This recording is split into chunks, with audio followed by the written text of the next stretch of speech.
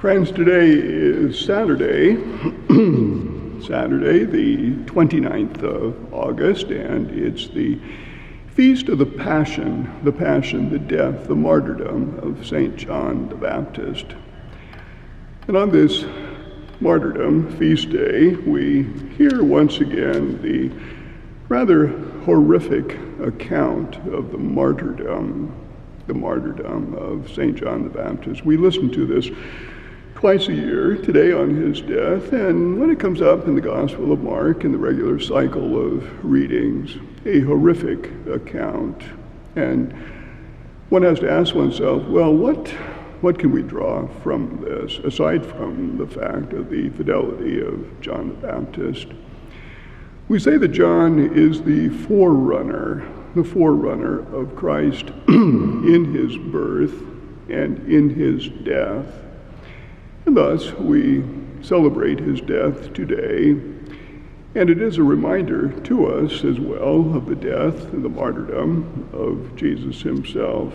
The very last line of the gospel today indicates to us that Mark, the evangelist, wants us to tie this death, this martyrdom of John, into that of Jesus as well. And it says, when the disciples heard about the death, they came and took his body and laid it in the tomb.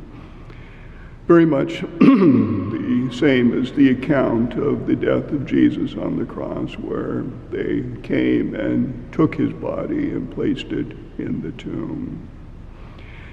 In the Gospel of Mark, it's interesting where Mark places this account. It's the longest account in the Gospel of Mark that does not specifically deal with Jesus, and thus Mark gives it a very important place in his Gospel.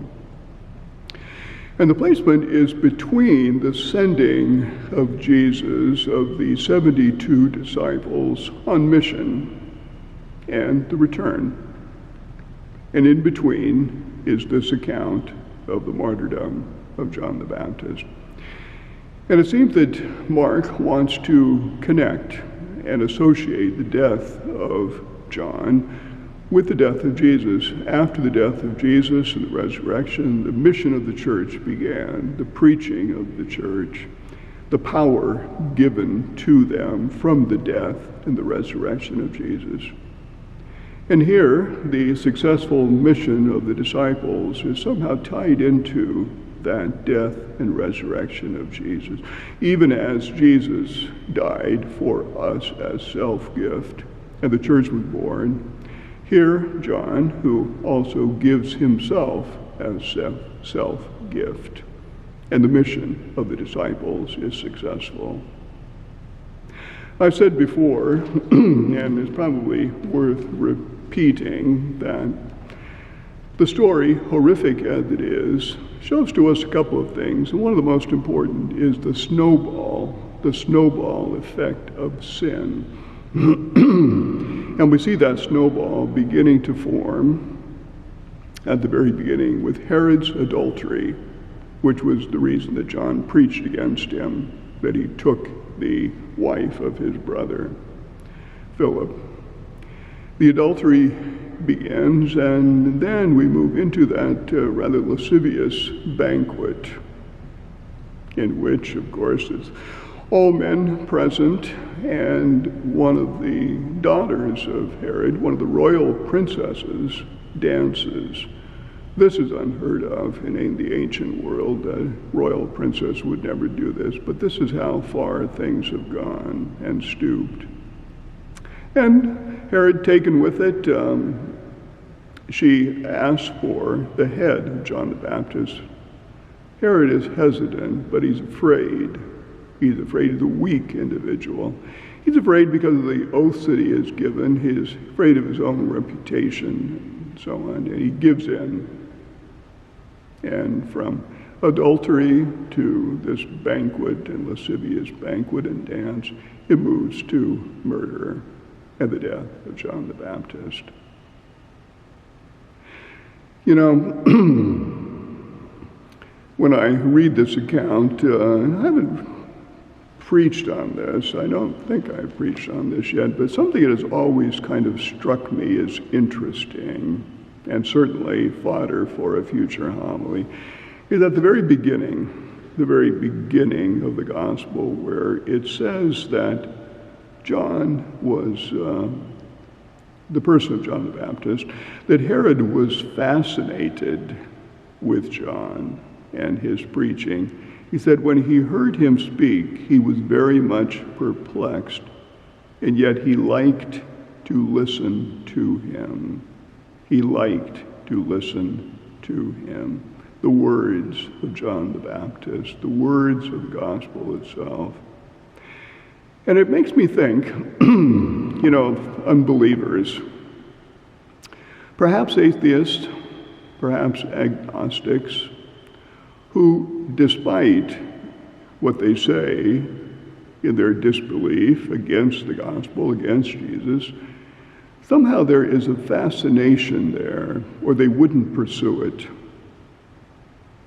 A reminder that all of us, whether we're atheist, agnostic, weak in our faith, strong in our faith, all of us are hardwired for the Word, hardwired for God. That's the way we were born. That's the way we were created. And thus this fascination with the words of Jesus and the word of the gospel. And sometimes, especially with some very vocal atheists, there are plenty of those, I think of the line from Shakespeare, methinks he doth protest too loudly, methinks he doth protest too loudly. That there is an interest and fascination, if not even a secret belief in that word. They can't stay away from it. And they're very vocal words of opposition indicate that same fascination. Agnostics, and there are plenty of those, people who admire Jesus but do not believe that he is the Son of God, the Messiah, and yet they are fascinated and interested in his words. And thus this indicates to me that we should never give up in our preaching. Always be strong, always have words to say to them, if only to repeat what we have said about Jesus as Son of God and what he has brought to the world, the salvation of the world. I think of that other story in the gospel of the man born blind, where the Jewish officials question him over and over. Tell us again, what did this man do to you? What did he do for you? And in exasperation, the man born blind says, I have told you over and over. And then he says to them, do you too wish to become his disciples? Yes, they probably do. Whatever holds them back. But for me, the important thing is that we continue to preach honestly to a world that does not yet accept Jesus as Lord. One day that seed will be planted, but we can't give up. We have to keep going. In some ways, it reminds me as well of the first reading that we had today from Paul's first letter to the Corinthians. And it says that God chose the weak. God chose the weak of the world to shame the strong. God chose the lowly and the despised of the world. Those who count for nothing, to reduce to nothing those who are something, so that no human being might boast before God.